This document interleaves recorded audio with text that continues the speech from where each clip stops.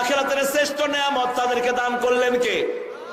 40 ওয়াক্ত নামাজে যারা তাকবীর ওরা পেল, ইমাম বলল আল্লাহু আকবার, সে বলল আল্লাহু আকবার। 40 ওয়াক্ত নামাজ যদি এইভাবে কেউ নন স্টপ পড়ে, সেই লোকটা মুনাফিকি মুক্ত হয়ে যায়। জুমার দিন সে আসলো, জুমার দিন মারা গেলে কবর আযাব মাফ, রমজানেও মাফ না। জুমার দিন এত বড় দিন, পৃথিবীতে এর চেয়ে বড় দিন আর কিয়ামত হবে কোন দিনে? কোন দিনে? আবার আদম আলাইহিস সালামকে সৃষ্টি করেছেন কোন দিনে? জান্নাতের দুয়ার খুলবেন কোন দিনে? বিচার শুরু হবে কোন দিনে? সব জুমার দিন। আল্লাহু আকবার। জুমার দিন স্টিভেন মসজিদে এসেছেন, আমার মিম্বারের সামনে বসালাম। ইহুদিকে তো মসজিদে বসানো হারাম, ঠিক না? কি বলেন আপনারা? কোন হিন্দু যদি মসজিদে আসে কি করবে? হ্যাঁ, পেস্ট হয়ে গেছে।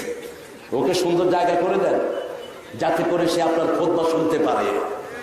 আমাদের মসজিদগুলো যদি যে অন্য ধর্মের লোকদেরকে জায়গা করে দিতাম, এতদিন আরো লক্ষ লক্ষ লোক কালেমা পড়ে মুসলমান হয়ে যেত। ওরা তো জানারই সুযোগ পায় না, কারণ কাবাঘরকে আল্লাহ সবার জন্য বানিয়েছেন। সূরা আল ইমরান 96, ইন্না আউওয়ালা বাইতিন বুদিআ লিন-নাস লাল্লাযী বিবাক্কাতা মুবারাকা ওয়া হুদাল লিল আলামিন। এই পৃথিবীর প্রথম ঘর আমি আল্লাহ সমস্ত মানুষের জন্য মক্কায় বরকত দিয়ে বানিয়েছি। এটাকে আমি আল্লাহ হেদায়েতের মার্কাজ করে দিয়েছি। মসজিদে গেলেই মানুষ হেদায়েত পায়, ঠিক না বেঠি? এখন আমরা যেন মসজিদে না যাই সেই ব্যবস্থা হয়েছে। কিলা কিলি এত বেশি মসজিদে, কত হাত বাঁধত কইক।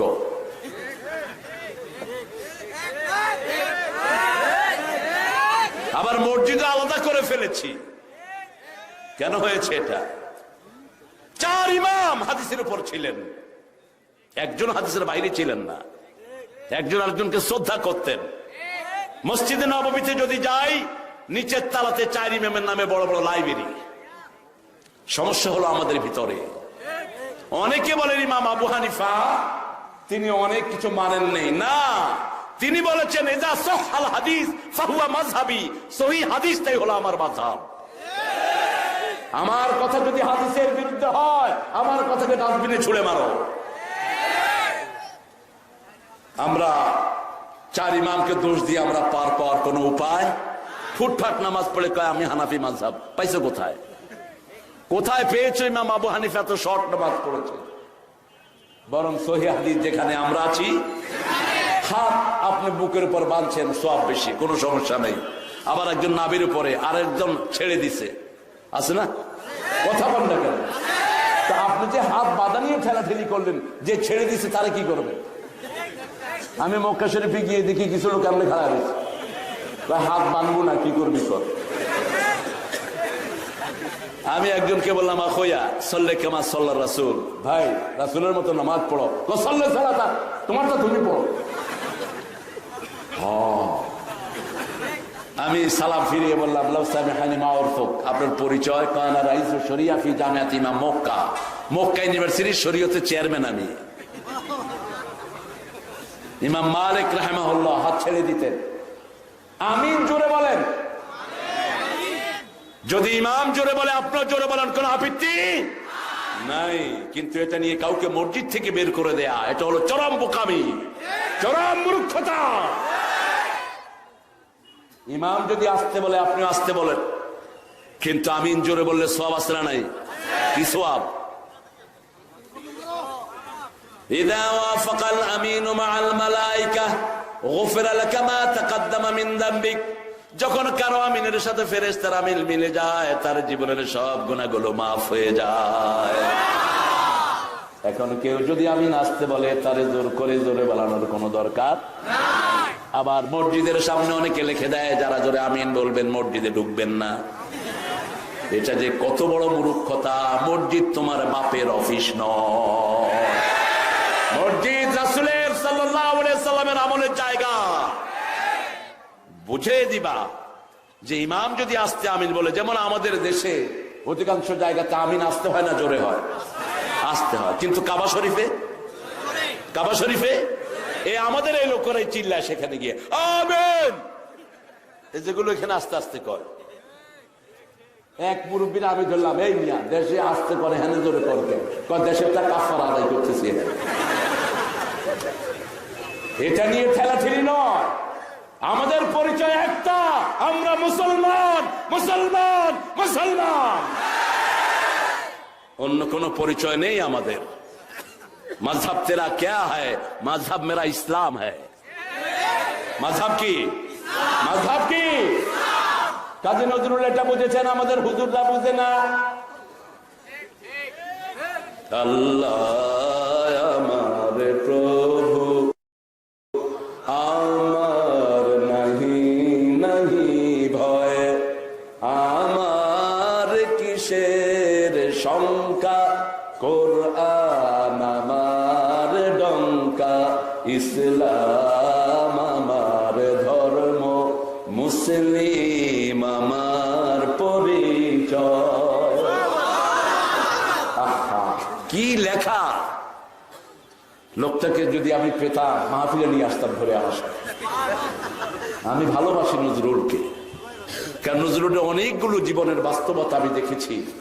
তিনি যখন 78 সালে মারা যান, আমি খুব ছোট্ট ছেলে, আমি ভোর হলো দোর হলো খুকুমনি উঠরে ওই ডাকে দুই শাখে, কি সুন্দর কবিতা! কত আগে নজরুল লিখছেন, জগৎটাকে দেখবো মোরা আপন হাতের মুঠোয় পড়ে। এই মোবাইলের কথা বলতেছে, কত আগে আপন হাতে মুঠোয় পড়ে। নজরুল শুয়ে আছেন, তিনার লাশ, চারিদিকে ছোট ছোট বাচ্চারা বসে কোরআন তেলাওয়াত করছে। কারণ তিনি আল্লাহর কাছে দোয়া করেছেন, যেন কানে শুনি সদা তোমার কালাম, হে খোদা চোখে যেন দেখি শুধু কোরআনের আয়াত, শুনো আমার মুনাজাত, শোনো শোনো ইয়া ইলাহি আমার মুনাজাত, শোনো।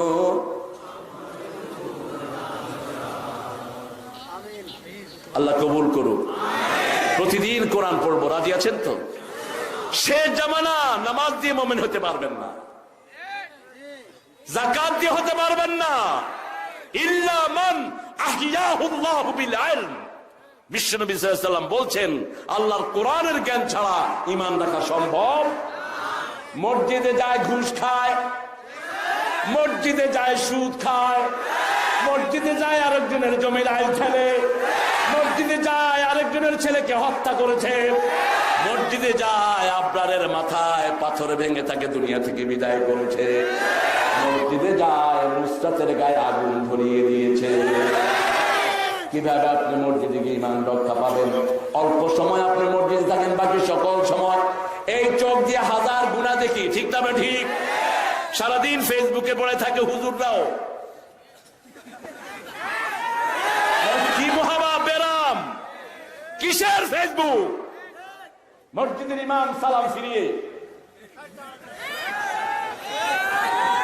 আমি অন্তত নিউ ইয়র্ক আমেরিকাতে অন্তত 50 জন ইমামকে ধমক করেছি,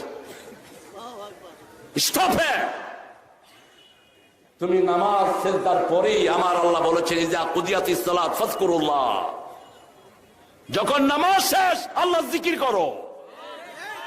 ইমাম মালিক বলতেন, কুল্লুন ইয়াখলাউ বিনাফসি, সালাম শেষ ইজতিমাই কোনো ইবাদত নাই, প্রত্যেকে নিজের পার্সোনাল ইবাদতে মশগুল হবে।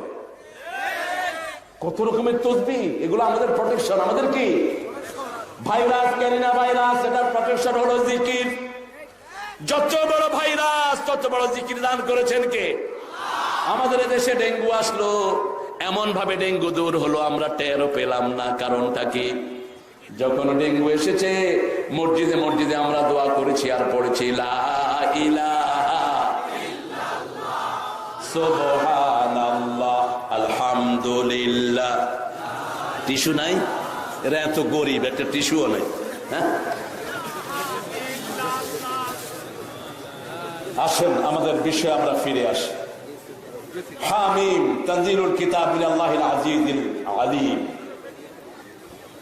মুমিন, মুমিনের আরেকটা নাম হলো গাফির। এই সূরা মুমিনুনের শুরুতে আল্লাহ বলছেন, মুমিনের শুরুতে হামিম। হামিম হলো এটা কোরআনের বিউটি, হরফে মুকাত্তাআত বলা হয় এগুলোকে, বিক্ষিপ্ত অক্ষর। ইটস দ্য বিউটি অফ কোরআন। এটা কোরআনের সবচেয়ে বড় অলংকার। পৃথিবীর অন্য কোন কিতাবে এই শব্দ পাওয়া যায় না। এটার অর্থ আল্লাহ ছাড়া আর কেউ জানে না, কিন্তু পড়লেই সওয়াব আছে। পড়লেই সওয়াব আছে। একবার পড়লে 10 নেকি, একটা অক্ষরে কয় নাকি? মিনিমাম 10, উপরে 700, তার উপরে 1000। নিয়ত যত বিশুদ্ধ তাকে তত বেশি সওয়াব দিবেন কে? আল্লাহ। তানজিলুল কিতাব, নাজিল করা কিতাব, মিনাল্লাহ, কার পক্ষ থেকে? আল্লাহর পক্ষ থেকে। এরকম কোন লাইন বাইবেলে পাওয়া যায় না, ঋগ্বেদে পাওয়া যায় না, অথর্বা বেদ, লেজুরবেদ, কলকি, পুরাণ, মহাভারত, গীতায় পাওয়া যায় না। তারা বলতে পারবে না তাদের কিতাব আল্লাহর পক্ষ থেকে নাজিল হয়েছে। কিন্তু আমার আল্লাহ বলছেন, যালিকাল কিতাবু লা রাইবা ফি, তানজিলুল কিতাব মিনাল্লাহ।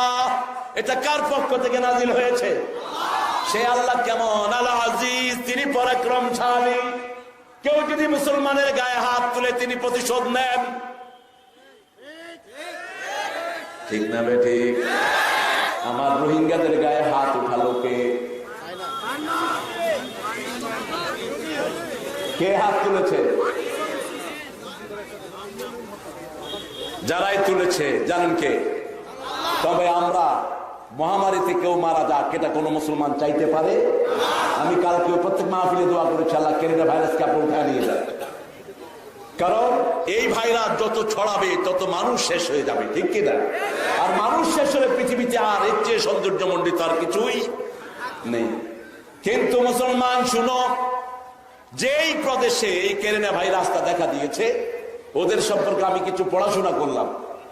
দেখলাম ওদের খাদ্য অভ্যাস এত খারাপ, হেন বাজে জিনিস নাই তারা খায় না। ইঁদুরের স্যুপ খায়, ইঁদুর, ইঁদুর, বাঁদুর, সাপ, কুচ্চা, ব্যাং, গোখরার স্যুপ খায়। গোখরা, গোখরা চিনেন তো? আপনাদের এখানে কি বলে? গোমা সাপ। আরে সর্বনাশ! এটা দেখলে মাগো কয়তো, এই জন্য গোমা দিচ্ছেন আপনারা নাম, ভালো নাম। এই সাপ তারা খায়, স্যুপ খায়। আল্লাহ বলেছেন, তোমাদের এই শরীরটা ভালো জিনিসের জন্য আমি বানিয়েছি, খারাপ জিনিস গেলেই খারাপ হবে, ঠিক না বেঠিক? তবে এই করোনা ভাইরাসে যারা আক্রান্ত হয়েছে আল্লাহ তাদেরকে মাফ করে দেন। আল্লাহ তাদের ভাইরাসটা আপনি তুলে নিয়ে যান, তাদেরকে কোরআনের কাছে এসে হেদায়েত নেওয়ার তৌফিক আপনি দান করে দেন।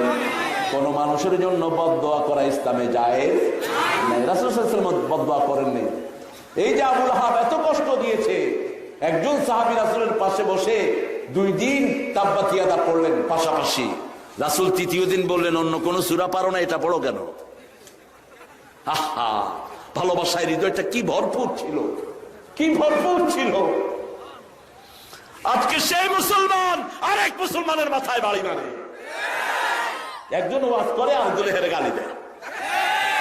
কি সর্বনাশ! একজন বলে ও ওয়াজ করছে, ও তো কিচ্ছু জানে না, আমিও না জানি। ভাই, আপনি যদি বলেন যে আপনি বেশি জানেন, তাহলে তো আপনি শয়তানের কাতারে চলে গেলেন।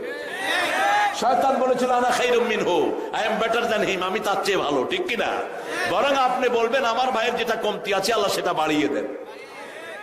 আমি আব্দুর রাজ্জাক বিন ইউসুফকে ভালোবাসি, আমি মুজাফফর বিন মহসিনকে ভালোবাসি, আমি ডক্টর আব্দুল বারীর ছাত্র হতে পারলে ধন্য হতাম। আল্লাহর শ্রেষ্ঠ ওলি ছিলেন এই মানুষটি। আহলে হাদিস সংগঠনের যিনি প্রতিষ্ঠাতা, আল্লাহ তার কবরকে জান্নাতুল ফেরদাউস বানান। এই মাদ্রাসারও তিনি প্রতিষ্ঠাতা। আসাদুল্লাহ গালিব সহ সবার তিনি উস্তাদ। আমি ভালোবাসি ডাক্তার মঞ্জুর এলাহি, ডাক্তার আব্দুল বারী চাচাকে তো আমি ভালোবাসি। যারাই সহি কথা বলবে আমি তাদের সাথে আছি, আর যারা কোরআনের বিরুদ্ধে কথা বলবে আমিও তাদের বিরুদ্ধে আছি। বাজে কথা বলে মানুষকে ইসলাম থেকে সরাবা, এটা যেন না হয়, ঠিক কিনা? তবে ধমকের শুনে না। আল্লাহ বলেছেন ওয়াতাওয়াসাউ বিল হাক্কি ওয়াতাওয়াসাউ বিস ওসিয়ত করো। ওসিয়ত বাপ ছেলেকে করে। বাপ যখন ছেলেকে ওসিয়ত করে বড় আদর করে করে। আবার আল্লাহ বলছেন আমিও মানুষকে ওসিয়ত করেছি দুইটি জিনিসের ব্যাপারে, ওয়াসাইনাল ইনসানা বিওয়ালিদাইহি হামালাতুহু উম্মুহু ওয়াহানান আলা ওয়াহান ওয়াফসালুহু ফি আমাইন আনিশকুরুনি ওয়া লিওয়ালিদাইক ওয়া ইলাইয়াল মাসির। দুইজনের ব্যাপারে আমি তোমাদেরকে ওসিয়ত করেছি, একজন হলেন তোমার মা, আরেকজন হলেন তোমার বাবা। আমার মা গেছে চলে, আমার বাবা গেছে চলে, দুজনরে জান্নাত দিও তোমার আরশ তলে। মা বাবা দুজনের ব্যাপারে ওসিয়ত করছেন কে? ওসিয়তটা সবসময় বড় আদরের হয়। ওসিয়ত ধমকি হয় না, যেমন দাওয়াত ধমকি হয় না। ফেরাউনের কাছে দাওয়াত দিয়ে যখন মুসা এবং হারুন আলাইহিস সালাম গেলেন, আল্লাহ বললেন নাকুল লাহুম কাওলান লাইয়িনা। দুইজন ফেরাউনকে নরম কথা বলবা। কি কথা? নরম কথা, কারণ গরম কথা দিয়ে দাওয়াত। মুসা আলাইহিস সালাম বলেন আল্লাহ মেজাজ দিলেন গরম, দাওয়াত কিভাবে দিব নরম? সাথে সাথে তিনি দোয়া করলেন রাব্বি শরহলি সাদরি ওয়া ইয়াসসিরলি আমরি ওয়াহলুল উকদাতাম মিন লিসানি ইয়াফকাহু কওলি ওয়াজআল লি ওয়াজিরাম মিন আহলি হারুন আখিশদুদ বিহি আজরি ওয়া আশরিকহু ফি আমরি كي نسبحك كثيرا ونذكرك كثيرا إنك كنت بنا بصيرا الله أكبر رب اشرح لي صدري আল্লাহ আমার সিনাটা প্রশস্ত করে দেন। সিনা যাদের প্রশস্ত হয় না এরা দাওয়াত দিতে পারে না, এরা দাওয়াত দিতে পারে না। একজনের মাহফিলে মানুষ বেশি হলে সমস্যা কি তোমার? তুমি দেখবা তাকওয়া কার বেশি। মানুষ বেশি দিয়ে আল্লাহ বিচার করবেন না, ওয়ালাকিন ইয়ানালহু তাকওয়া মিনকুম। আল্লাহ তাকওয়া চান, ঠিক কি না? কতটুকু আল্লাহর ভয় নিয়ে তুমি কথা বলছো এটা দেখেন কে? তুমি অনেক কষ্ট করছো। থ্যাংক ইউ, জাযাকুমুল্লাহ খাইরান হাদিসের শব্দ। অনেকে শুধু জাযাকাল্লাহ বলেন, জাযাকাল্লাহ না, জাযাকাল্লাহু খাইরান, এটা হলো পরিপূর্ণ সেন্টেন্স। তো আমরা মানুষকে যদি ভালোবাসি, আমাদেরকে ভালোবাসবেন কে? মানুষকে শ্রদ্ধা করবেন। দাওয়াতের কাজে যারাই কথা বলছেন, ছোট একজন হুজুরকে আমি ভালোবাসি, ফোরকানিয়ার যিনি কথা বলেন তিনাকেও আমি ভালোবাসি, কারণ তিনি কোরআন থেকে কথা বলছেন, ঠিক কিনা? হাদিস থেকে কথা বলছেন। আমার যে ভাইরা কোরআন হাদিস বলেন না, তাদেরকে অনুরোধ করব আপনারা কোরআন হাদিস থেকে কথা বলেন। হাদিসের বরকত বেশি, কোরআনের বরকত আরো বেশি। ভারী জিনিস, যত ভারী জিনিস আলোচনা করবেন আমলনামা তত ভারী হবে। কোরআনের চেয়ে ভারী আর কিছুই। সানুলকি আলাইকা কাওলান সাকিলা, সবচেয়ে ভারী হলো কোরআন। এজন্য কোরআন থেকে কথা বলবেন। তানজিলুল কিতাব মিনাল্লাহিল আজিজিল আলিম, আল্লাহর পক্ষ থেকে। এখন আল্লাহকে, আল্লাহ থাকেন কোথায় বলেন? সবাই বলেন আর রহমানু আলাল আরশে ইস্তাওয়া। আর রহমানু আলাল আরশে ইস্তাওয়া। রহমান আরশের উপর সমাসীন, আরশের উপর। এখন আরশ কোথায়? ওকানা আরশুহু আলাল মা। আরশের নিচে হলো কুরসি। কুরসি কত বড়? ওয়াসিয়া কুরসিয়ুহু সামাওয়াতি ওয়াল আরদ। কুরসি রাখতে আকাশও শেষ, জমিনও শেষ। হাদিসে এসেছে মাকামা কাদামাই, আল্লাহর পা যেখানে রাখেন সেটার নাম হলো কুরসি। সেটার নাম কি? কুরসি। এখন কুরসি কত বড়? 7 আকাশ, তারপরে হলো কুরসি, তারপরে কি? কুরসি, তারপরে আরশ। সুবহানাল্লাহ, কত ইচ্ছা হয় না? এখন আকাশ কত বড়? নাসা বলছে have any imagination how big is the sky? আমরা জানি না আকাশ কত বড়, তবে একটা পরিমাপ আমরা করেছি। আমরা দেখেছি আকাশে কিছু কালো গর্ত আছে, তার নাম দিল ব্ল্যাক হোল। আজ থেকে প্রায় অনেক বছর আগে তারা ব্ল্যাক হোল নাম দিল, সদ্য তারা নাম চেঞ্জ করলো, না এটা ব্ল্যাক হোল না, এটা হলো স্টার ফলিং, যেখানে তারাগুলো পড়ে যায়। সূরা ওয়াকিয়ার ভিতরে আল্লাহ কসম খেয়েছেন, ফালা উকসিমু বিমাওয়াকিন নুজুম, ও দুনিয়ার মানুষ আমি কসম খাচ্ছি যেখানে তারাগুলো পড়ে যায়। 1400 বছর আগে কসম খেয়েছেন কে? আল্লাহ। এই যে তারা যেখানে পড়ে যায়, এরকম আকাশে গর্ত আছে, তারা পড়ে যাওয়ার জায়গা আছে কোটি কোটি, যেটা একবার পড়ে যায় সেটা আর উঠতে পারে না। এখন একটা ছোট্ট তারা কত বড়? একটা ছোট্ট তারা 13 লক্ষ পৃথিবীর চেয়ে বড়। এরকম তারা পড়ে যায়, এরকম গর্ত আকাশে কোটি কোটি। এখন আকাশটা কত বড়! এরপরে রাসূল সাল্লাল্লাহু আলাইহি ওয়াসাল্লাম বলছেন, এবার শোনো, প্রথম আকাশটা দ্বিতীয় আকাশের কাছে like a ring in the desert, মরুভূমিতে হাতের রিং যত ছোট, প্রথম আকাশটা দ্বিতীয় আকাশের কাছে এত ছোট। দ্বিতীয় আকাশটা তৃতীয় আকাশের কাছে এত ছোট, তৃতীয়টা চতুর্থ, চতুর্থটা পঞ্চম, পঞ্চমটা ষষ্ঠ, ষষ্ঠটা, এই সবগুলো আকাশ আল্লাহর কুরসির কাছে এত ছোট। রাসূল সাল্লাল্লাহু আলাইহি ওয়াসাল্লাম বলছেন, 7টা আকাশ 7টা জমিন যদি আল্লাহর হাতে রাখা হয়, 7টা সরিষা দানার চেয়ে ছোট হয়ে যাবে। এত বিশাল আল্লাহর সাথে শিরক করো কেমনে? কেমনে শিরক করো মূর্খ? আমার হিন্দু ভাইদেরকে অনুরোধ করব, নিজেদের কিতাবগুলো পড়বেন। আপনাদের কিতাবগুলোতে যা লেখা আছে এগুলো যদি আপনারা পড়েন, আপনারা মূর্তির সামনে যাবেন না। মূর্তি পূজা হিন্দু ধর্মের কোন কিতাবে নাই, বৌদ্ধ ধর্মের কোন কিতাবে নাই। তারা এটা বানিয়ে নিয়েছে। যেমন হিন্দু ধর্মের বড় বড় যারা ছিলেন, যেমন রবি ঠাকুর, তিনি কখনো মূর্তি পূজা করেন নাই। তিনি আর শান্তিনিকেতনে কোনো মন্দিরও তিনি করেন নাই। অনেকেই বলেন তিনি একেশ্বরবাদ ছিলেন। তিনি হেজাজের কাফলার নামে একটা চমৎকার কবিতার বই লিখেছেন, কিন্তু আমার আফসোস তিনি আমার নবীকে নিয়ে কোনো কবিতা লিখতে পারেন নাই। এটা আমি অত্যন্ত আহত।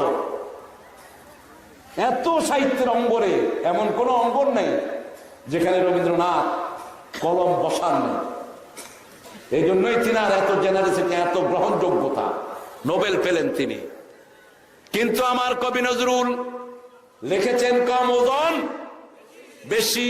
কবিতায় তিনি যা লিখেছেন পৃথিবীর কোন কবিতাকে অ্যাকসেপ্ট করতে পারবে না। ভালোবাসার কবিতা তিনি যা লিখেছেন তার ধারে কাছেও কেউ লিখতে পারেন নাই। এনেছি আমার শত জনমের প্রেম আখি জলে গাথা মালা, ওগো সুদূরিকা আগো কি হবে না শেষ তোমারই চাওয়ার পালা। অন্যদিকে রবি ঠাকুর লিখেছেন, প্রিয়ার প্রেমেরও লিপি লেখনি তরে হে বলাকা, সুদূর দিগন্ত হতে এনে দাও একখানি ঝরা সাদা পাখা। হাসেন কেন? বিদায়ের গান নজরুল যেটা লিখেছেন অনিন্দ সুন্দর, এবং রবি ঠাকুর প্রায় বলতেন, হে রে পাগলা, তোর জীবনে কিডসের মতো শেলির মতো প্রচন্ড দুঃখ আছে। নজরুল বলতেন, সেই দুঃখ দেখার জন্য কত বিনিদ্র রজনী আমি কেঁদেছি। আমি যেদিন পুত্র শোকে বিহব্বল, শেষ সম্ভাষণ, আমার পুত্র শোকের বেদনায় আমি যেদিন বিহব্বল, ঠিক সেই সকালে দেখেছি আমার বাগানে ফুটেছে একটি সুন্দর হাসনা হেনা। মানে কাব্যের যে কি চূড়ান্ত রূপ ছিলেন তিনি, আল্লাহ তাকে মাফ করে দিন। তিনি ইসলামের জন্য লিখেছেন, এই জন্য এত গ্রহণযোগ্যতা, ঠিক না ঠিক? তার একটা গজল ছাড়া আমাদের ঈদ হয় না। বলেন কোনটা?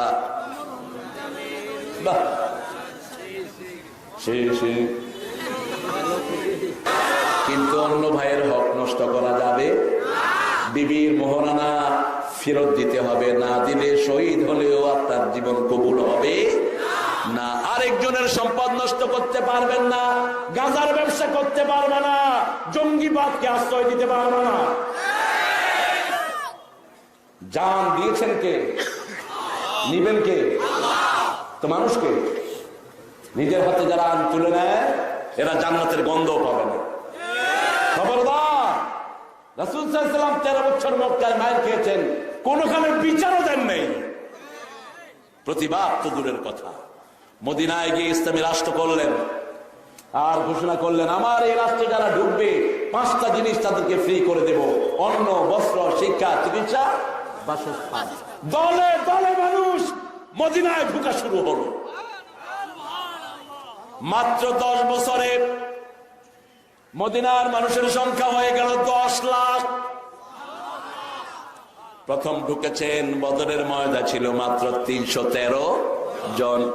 মুসলমানকে মানলেই মুসলমান বেড়ে যায়। নিজের চরিত্র ভালো করি, অন্যের হক আদায় করি, প্রতিবেশী যেই হোক, হিন্দু বুদ্ধ খ্রিস্টান বেনবাজি, তাকে খাবার দেব, তাকে কাপড় দেব, চিকিৎসা দেব, ব্যথা পেলে তাকে উপশম করব, ঠিক কিনা? তাকে কেউ মারতে আসলে তার পাশে গিয়ে দাঁড়াবো। আর এটা বলবো না ও মার খাক, আমি ভালো মানুষ। নো, এটা মুসলমানের কাজ না। তোমার ভাই জালেম হোক মজলুম হোক, তাকে সাহায্য করো। সাহাবায়ে কেরাম বলছেন, ইয়া রাসূলুল্লাহ, মজলুমকে করব, ফামা বালু জালেম, জালেমকে কিভাবে? জালেমের হাত ভেঙে দাও, সে যেন জুলুম করতে না পারে। আমরা আমাদের আজকে বাংলাদেশ এত উন্নতির দিকে যাচ্ছে, বিশেষ করে কমিউনিকেশন, অভূতপূর্ব উন্নতি। টাকা পয়সা উন্নতি আছে না নাই? মঙ্গা আছে উত্তরবঙ্গে? কথা বলেন না কেন? বঙ্গবন্ধু শেখ মুজিবুর রহমান, স্বাধীনতার স্থপতি, তিনি বলেছিলেন, আমি 7 কোটি জনগণ পেয়েছি, কিন্তু আমার কম্বলটা পাইনি। আমার কম্বলটা কিনেছে গো। এখন কম্বলের কোনো অভাব নাই। অভাব একটা, চরিত্রের অভাব একটা, ভালো মানুষের। বাপের হাতে ছেলে খুন হচ্ছে, মেয়ে পিতা মাতাকে জবাই করে দিচ্ছে। কারণটা কি? কারণটা হলো বহির জ্ঞান নাই। ঐশীর কোন দোষ আমি দেখি না। ছোটবেলায় যদি এরকম একটা মাদ্রাসায় ঐশীর বাপ ঐশীকে দিত, ঐশী পিতা মাতার জন্য দোয়া করতো, রাব্বির হামহুমা কামা রাব্বায়ানি সগীরা। আমার মা গেছে চলে, আমার বাবা গেছে চলে, দুজনারে জান্নাত দিও তোমার আরশ তলে। একটু খুশির ছলে হলেও ঘরে নামাজ পড়ান, ঠিক কিনা? সুন্নাত নফল সব ঘরে পড়েন, মসজিদকে চিরস্থায়ী নামাজের জায়গা বানায়েন না। রাসূল বলেছেন, সব নামাজ ঘরে পড়বে, এমনটি যেন না হয়। বুখারীর হাদিস। ফরজ পড়বেন, পড়ে সুন্নত নফল ভিতরে কোথায় কোথায়? তাহলে ছোট বাচ্চারা নামাজি হয়ে যাবে। আমি প্রায় বলি, আমার 4 বছরের ছেলে আমাকে বলছে, আব্বু আমি ইমামতি করবো ঘরে। আরে ঠিক আছে বাবা, তুমি ইমামতি করো। আল্লাহু আকবার।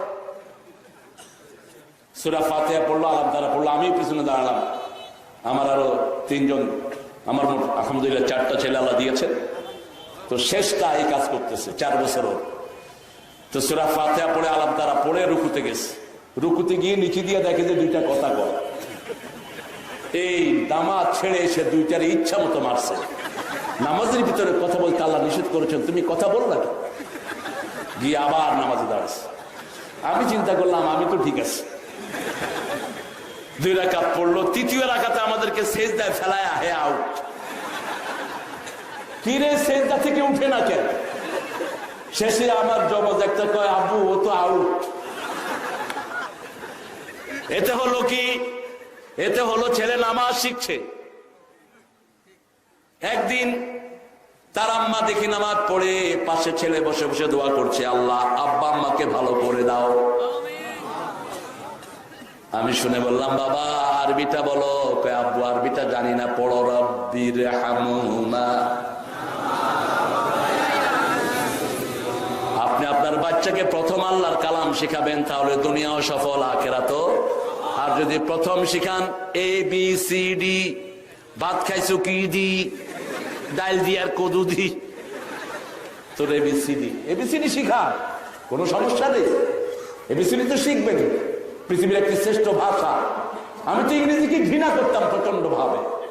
ঢাকা ভার্সিটিতে পড়েছি, আমার স্যারকে ইংরেজিতে আমি আলোচনা করতে দেয়নি ক্লাসে। বলছি, স্যার এই ক্যাম্পাসে বাংলা ভাষার জন্য ছেলেরা রক্ত দিয়েছে, ইংরেজিতে লেকচার দিতে দেবো না আমি। ইংরেজি শেখার জন্য তো এত এফোর্ট দেওয়ার দরকার নেই। আরবি যারা শিখে, আরবি হলো সব ভাষার মা। যে ছেলেটা আরবি শিখে অন্য ভাষার পণ্ডিত এমনি সে হয়ে যায়। আপনার ছেলেকে আপনি কোরআন শিক্ষা দেন, 4 বছর বয়সে কায়দা দেন, 5 বছর বয়সে কোরআনের হাফেজ হয়ে যাবে সে। বহু নজির আছে না নাই? এখন কি করে 4 বছর বয়সে নার্সারি, ও এলাকাতে পেলে পেলে পেলে পেলে 1 বছর উনি পেলে, এটার জন্য 5,000 টাকা বেতন আছে, ঠিক আছে না? আচ্ছা, পেলে হইলো, বইয়ের গাছটি একটা পিঠে উঠায় দেয়, মনে হয় যে গুদামে মাল টানতেছে। ছেলের জীবন তো এমনি শেষ। কোত্থেকে হাবিজাবি বই কতগুলো, কি এটারে মাস্টার ডিগ্রি পাস করাইবে অল্প বয়স? বাস, এবার হলো নার্সারি। 5 বছর বয়স কেজি, 6 বছর কেজি 1, 7 বছর কেজি 2, 8 বছর কেজি 3, বুড়া কেজি পাস করতে করতে। ইমাম বুখারী 5 বছরে হাফেজ হয়েছেন। মুহাম্মদ ইবনে ইসমাইল বুখারী 5 বছরে হাফেজ, 7 বছরে পৃথিবী বিখ্যাত মুফতি। 7 বছর বয়স থেকে কোরআন মুখস্থ শুরু করেছেন। 10 বছর বয়সে এক ওস্তাদের কাছে গিয়ে কোরআন মুখস্থ হাদিস পড়ছেন 7 মাস। ওস্তাদ কাগজ দিয়েছে সব বাচ্চাদের যে তোমরা কতগুলো হাদিস মুখস্থ করেছো কাগজে লেখো। ইমাম বুখারী একটাও লিখলেন না। ওস্তাদ জিজ্ঞেস করলো, কেন তুমি লিখলে না? বলছে কামাতুব, কয়টা লিখবো? যে কয়টা মুখস্থ আছে লেখো। ইমাম বুখারী রাহমাতুল্লাহ আলাইহি উত্তর দিচ্ছেন, মা নাসিতু কাত, একটা হাদিসও আমি ভুলে যাই নাই। হুজুর অবাক হয়ে মুখের দিকে তাকিয়ে আছে, বলছে তুমি গোসল করে আসো, আমিও আসছি, আমি হাদিস শুনবো। এক নাগাড়া 14 দিন ইমাম বুখারী হাদিস পড়ছেন আর হুজুর শুনছে। কপালে চুমু দিয়ে বলছে, ইসমাইল, আল্লাহ তোমাকে হাদিসের বড় খাদেম বানাবে। আর ইসমাইল রাদিয়াল্লাহু আনহু রাহমাতুল্লাহ আলাইহি, মুহাম্মদ ইবনে ইসমাইল তিনি স্বপ্ন দেখে রাসূলের গায়ে মোছা, তিনি বাতাস করছেন। এমনি তিনি এত বড় হন নাই, নিজের ভূমিতে থাকতে পারেন নাই বেদাতীদের কারণে। কত কষ্টের জীবন তিনি যাপন করেছেন। 11 বছর বয়স থেকে হাদিস লেখা শুরু করেছেন। এখন আমরা পাস করতে করতে তো বুড়া, জনগণের খেদমত করবে কি? ঠিক কিনা? এই শিক্ষা ব্যবস্থা পরিবর্তন করতে হবে, কারণ বাংলাদেশি ছেলেদের মতো ব্রেন ছেলে সারা দুনিয়ায় পাওয়া যায় না। এদের ব্রেন নষ্টের পিছনে সবচেয়ে বড় দায়ী হলো যে শিক্ষকরা ছাত্রদেরকে পিটায়। পিটাপিটি স্কুলে আছে, মাদ্রাসায়ও। এই ঠাকুরগাঁয়ের এক মহিলা টিচার এনজিওর কামড় মেরে এক বাচ্চা মেয়ের কান ছিঁড়ে ফেলেছে, পত্রিকায় এসেছে। আজকের মেডিকেল সায়েন্স বলছে যখন বাচ্চাকে মারা হয় তার ইন্টেলেকচুয়াল সেলগুলো ডেড হয়ে যায়। এই জন্য কোন বাচ্চার গায়ে হাত দেয়া ইসলাম সমর্থন করে। হাত দেয়া তো দূরের কথা, ধমকও দেয়া শিখায় না বাচ্চাদের। এইবারও 60টা দেশের ভিতরে বাংলাদেশের ছেলে হেফজতে ফার্স্ট হয়েছে। এত প্রেমী ছেলে যেই দেশে, সেই দেশের ছেলেদেরকে লালন করতে হবে, তাদের শুরুতেই কোরআন ধরিয়ে দিতে হবে। তানজিলুল কিতাব মিনাল্লাহিল আজিজিল আলিম, গাফিরুয যামবি কাবিলুত তাওবি শাদীদুল ইকাব, যিত্তাওলা ইলাহা ইল্লা হুয়া ইলাইহিল মাসির, লা ইলাহা ইল্লা হুয়া ইলাইহিল মাসির। আল্লাহ বলছেন আমি গুনাহ মাফ করি, গুনাহ মাফের একমাত্র মালিককে। কারণ পীর জানে না মুরিদ কি গুনাহ করেছে, নেতা জানে না কর্মী কি গুনাহ করেছে, হুজুর জানে না ছাত্র কি গুনাহ করেছে। ঠিক না বেঠিক? একমাত্র জানেন কে? কে জানেন? আল্লাহ জানেন। কেউ যেটা জানে না সেটা জানেন কে? কেউ যেটা দেয় না সেটা দেন কে? কেউ যেটা শোনে না সেটা শোনেন কে? তো মাজারের কাছে চান কেন? আপনারা চান না? আপনাদের এখানে মাজার আছে না? মাজার শব্দটা কোরআন হাদিসের কোথাও নাই। মাজার বড়জনে বাজার। রাসূল বলেছেন কারো কবরকে তোমরা বাজার বানিও না। রাসূল বলেছেন কবর, কি বলেছেন? তিনি যখন দুনিয়া থেকে জানলেন, তিনি বলেছেন মা বাইনা কবরি ওয়া মিম্বারি রাউদুম মিন রিয়াদিল জান্নাহ। আমার ঘরটাই হলো ওনার কবর। এটা জানিয়েছেন কে? আল্লাহ। আমার কবর আর রওদা, আমার মিম্বারের মধ্যখানে যে জায়গা, এটা জান্নাতের টুকরা। রাসূল বলেছেন ইজআল কবরি নূরা ইয়া রাব্বাল আলামিন, হে আল্লাহ আমার কবরটাকে নূর দিয়ে ভরে দাও। কবর কি বলবো? কবর। এই কবর জিয়ারত করব। কবর জিয়ারত করলে ঈমান বাড়িয়ে দিবেন কে? কিন্তু মহিলাদের জন্য কবরে যাওয়া নিষেধ করে দিয়েছেন মুহাম্মদ সাল্লাল্লাহু। গাফিরুয যামবি কাবিলুত তাওবা শাদীদুল ইকাব। আল্লাহ বলছেন আমি গুনাহ মাফকারী, আমি তওবা কবুলকারী। তওবা যত বেশি করবেন তত বেশি আপনাকে কবুল করবেন কে? আমার নবী প্রতিদিন 100 বারের বেশি তওবা করতেন, আমরাও তওবা করব। তওবা করলেই সে মাসুম হয়ে যায়। তওবা যে করে সে গুনাহমুক্ত হয়ে যায়। তওবা যে করে সে বাচ্চা শিশুর মতো হয়ে যায়। তওবা যে করে তার সারা জীবনের গুনাহগুলোকে সওয়াব বানিয়ে দেন কে? এখন তওবার শর্ত হলো 5টি। কয়টি? 5টি।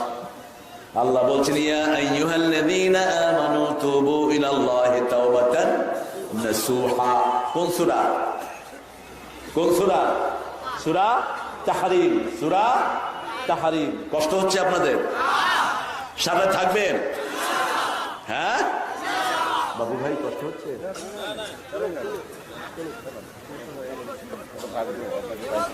হাবিব ভাই কেবল শুরু। তুমকো নাম নুরু, নুরু হপায় শুরু। ঠিক আছে। তবে নাসুহার শর্ত হলো 5টি। কয়টি? First of all you have to declare yourself you are the sinner. আমাদের পুলিশ ভাইরা কষ্ট করে আসামি ধরে, আসামি স্বীকার করে না সে যে গুনাহ করছে, তখন কি দেয়? কি দেয়? ডিটেনশন। এই যে ডিটেনশন, ডিটেনশন চাই ইউর অনার। তারা আন্ডা খাওয়ানো হয়, ওয়াটার থেরাপি দেওয়া হয়, আস্তে আস্তে কথা বেরিয়ে আসে। ঠিক কিনা? আল্লাহ বলছেন তুমি যদি নিজেই ঘোষণা দাও মাফ করে দিবেন কে? এই জন্য যে কোনো গুনাহগার যখনই ঘোষণা দেয় আমি গুনাহগার, আমাকে মাফ করে দাও, মাফ করে দিবেন কে? আল্লাহ বলেন ও ফেরেশতারা দেখ আমার বান্দা গুনাহ করেছে, বান্দা জানে তার একজন গাফফার আছে যিনি বারবার তাকে ক্ষমা করে দিবে। প্রথম হলো ঘোষণা দিতে হবে আমি গুনাহগার। 2 নম্বর গুনাহ মাফের ক্ষমতা কার? লা ইয়াগফিরুয যুনুবা ইল্লাল্লাহ। আল্লাহ ছাড়া গুনাহ মাফ করার ক্ষমতা আর কারো। সূরা আল ইমরানের ভিতরে আল্লাহ বলছেন ওয়াল্লাযীনা ইযা ফাআলু ফাহিশাতান আও যালামু আনফুসাহুম যাকারুল্লাহা ফাস্তাগফিরু লিযুনুবিহিম ওয়া মান ইয়াগফিরুয যুনুবা ইল্লাল্লাহ ওয়া লাম ইউসিররু আলা মা ফাআলু ওয়া হুম ইয়ালামুন। আল্লাহ বলছেন একজন সাহাবী রাস্তায় একটা মেয়েকে দেখে চুমু দিয়ে ফেলেছে। রাসূল সাল্লাল্লাহু আলাইহি ওয়াসাল্লামকে গিয়ে বললেন ইয়া রাসূলুল্লাহ আমি তো একটা মেয়েকে এই কাজ করে ফেলেছি, আমাকে সমাধান দেন। যতক্ষণ পর্যন্ত ইমামরা যুবকদের মনের মানুষ না হবে ততক্ষণ সমাজে ইসলাম আসবে না। মনের কথা ইমামকে বলতে হবে। ঠিক কিনা? তাহলে আপনি সমাধান পাবেন। মক্কার লোকেরা রাসূলকে মনের কথা বলতেন, মদিনার যুবকেরা বলতেন মনের কথা। চিন্তা করেন একটা মেয়েকে চুমু দিয়েছে, রাসূলকে গিয়ে বলছি ইয়া রাসূলুল্লাহ এটা একটা অপরাধ হয়েছে, আমি করেছি, এটার ওয়ে আউট কি, এটার সমাধান কি? আল্লাহ হাবিবের কাছে ওহী নেই, তিনি চুপ করে আছেন। জিবরাইল আমিন আয়াত নিয়ে আসেন আল্লাযীনা ইযা ফাআলু ফাহিশাতান আও যালামু আনফুসাহুম যাকারুল্লাহ ফাস্তাগফিরু লিযুনুবিহিম। যখনই কেউ ফাহিশা কাজ করলো, যখনই নফসের উপরে জুলুম করলো, তখনই আল্লাহকে জিকির করতে হবে। কারকে জিকির করতে হবে? আল্লাহর জিকির করতে হবে আর গুনাহ মাফ চাইতে হবে। আল্লাহ ছাড়া গুনাহ মাফ করার ক্ষমতা আর কারো। আর এটা কখনো করবে না এই ওয়াদা দিতে হবে, তাহলে তার গুনাহ মাফ করে দিবেন কে? এই ছেলে কোথায় যাও? এই খবরই নেই।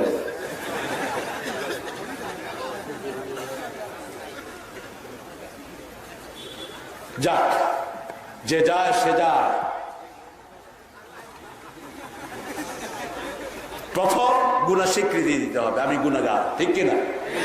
যখনই কোনো অপরাধ করলেন আপনি স্বীকৃতি দিলেন আমি এটা করেছি। 2 নাম্বার, মাপ চাইতে হবে কার কাছে? 3 নাম্বার, আর কখনো করব। 4 নাম্বার, ওটা যদি কোনো সম্পদ হয়, আপনি কারো ছেলেকে হত্যা করেছেন, কারো মেয়েকে হত্যা করেছেন, কারো মেয়ের গায়ে অ্যাসিড ঢেলেছেন, ওই মেয়ের কাছে মাপ চাইতে হবে। মেয়ে না থাকলে মেয়ের মা, বাবা, গার্জিয়ানের কাছে মাপ চাইতে হবে। 5 নম্বর, কোন এলাকায় যদি থাকেন খারাপ এলাকা, ওই এলাকা পরিবর্তন করা ছাড়া আপনার তওবা কবুল হবে। কয়টা শর্ত হলো? কয়টা? 5টা। যেমন একজন লোক ছেলেদেরকে বলেছে, ছেলেরা শুনো, আমি মারা গেলে আমাকে আগুন দিয়ে জ্বালিয়ে দিও, জ্বালিয়ে দিয়ে আমার একটা ভাগ ছাই সাগরে নিক্ষেপ করে দিও, আরেকটা ভাগ মরুভূমিতে নিক্ষেপ করে দিও। ছেলেরাও তাই করলো। সেইখানে 3টা জিনিস আল্লাহর ক্ষমতা অস্বীকার করলো। কয়টা? প্রথম, সে মনে করলো আল্লাহর সামনে আর দাঁড়াতে হবে। 2 নম্বর, মনে করলো আল্লাহ তাকে একত্রিত করতে পারবেন। 3 নম্বর, মনে করলো আল্লাহর কাছে জবাবদিহিতার কিছুই। কিন্তু এগুলো সব আনকনশাসলি করেছে। মূল তার হৃদয়ে ভয় ছিল কার? যখনই সে মারা গেল, ছেলেরা পুড়ে দিল। আল্লাহ যখন কোন জিনিস চান, ফাইদা আরাদা শাইয়ান আইয়াকুলা লাহু কুন ফায়াকুন। কুন বলতে দেরি হয় কিন্তু হতে দেরি হয় না। চোখের পলক পড়ার 1000 ভাগের কম সময় কাজ করে ফেলেন কে? কালাহমিল বাসারা ওয়া আকরাব। চোখের পলক পড়তে যত সময় লাগে তার চেয়ে 1000 গুণ দ্রুত আল্লাহ কাজ করে ফেলেন। তাকে বলেছে দাঁড়াও, কেন এই কাজ করেছো? সে বলেছে, লেখাশিয়াতে কি আল্লাহ, আপনি ভালো করে জানেন আপনার ভয় আমি এই কাজটা করেছি। আল্লাহ বলবেন, যেহেতু আমার ভয় করেছো, আমিও তোমাকে সারা জীবনের জন্য মাফ করে দিলাম। ভয় থাকতে হবে কার? আম্মা মান খাফা মাকামা রাব্বিহি ওয়া নাহান নাফসা আনিল হাওয়া ফাইন্নাল জান্নাতা হিয়াল মাওয়া। যেখানে আপনি যান, যা কিছু করেন, আপনার ভয় থাকতে হবে। একজন সব সময় আপনাকে দেখছেন, তিনার নাম কি? দুনিয়ার ক্যামেরা বাহিরের চামড়া রেকর্ড করে, কিন্তু আল্লাহর ক্যামেরা ভিতরের কলিজা সহ রেকর্ড করে। কোন নিয়তে আপনি এখানে আসলেন, রেকর্ড করছেন কে? মা মিন কাউলিন ইল্লা লাদাইহি রাকিবুন আতীদ। এমন কোন কথা, এমন কোন কাজ, এমন কোন অ্যাকশন মানুষের হয় না যেটা আল্লাহ সচিত্র ভিডিও করে রাখেন না। মানুষের চারিদিকে ক্যামেরা ফিট করে রেখেছেন কে? আপনার হাত ক্যামেরা, আপনার চোখ ক্যামেরা, আপনার চামড়া ক্যামেরা, প্রতিটি বালুকণা ক্যামেরা হয়ে আপনাকে রেকর্ড করছে। ইয়াউমাইযিন তুহাদ্দিসু আখবারাহা বিআন্না রাব্বাকা আওহা লাহা ইয়াউমাইযিন ইয়াসদুরুন নাসু আশতাতান লিয়ুরাউ আ'মালাহুম। আল্লাহু আকবার। এই যে জমিনে বসে আছেন, জমিন কিয়ামতের ময়দানে কথা বলবে কার সাথে? আল্লাহর সাথে কথা বলবে। কি কাজ করেছেন? ঠাই নেই, ঠাই নেই ছোট সেতরি, তোমারই সোনার ধানে গিয়েছে ভরি। কোন কবি? কোন কবিতা? কি মুখস্থ করছিল? মরিতে চাই না আমি সুন্দর ভুবনে, ধন্য আমি তোমাকে বাসিয়াছি ভালো। একই কথা নজরুল লিখছেন, দেখেন। সুন্দর ফুল, সুন্দর ফল, মিঠা নদীর পানি, আল্লাহ তোমার মেহেরবানি। তুমি কতই দিলে রতন, ভাই বেরাদার পুত্র স্বজন, ক্ষুধা পেলে অন্ন যোগাও, মানি চাই না মানি, আল্লাহ কত ফিলিংস। তোমার হুকুম তরক করি, তবু প্রতি পাই, তবু আলো দিয়ে বাতাস দিয়ে বাঁচাও এ বান্দায়। শ্রেষ্ঠ নবী দিলে মোরে তরিয়ে নিতে রোজ হাসরে, পথ না ভুলি তাই তো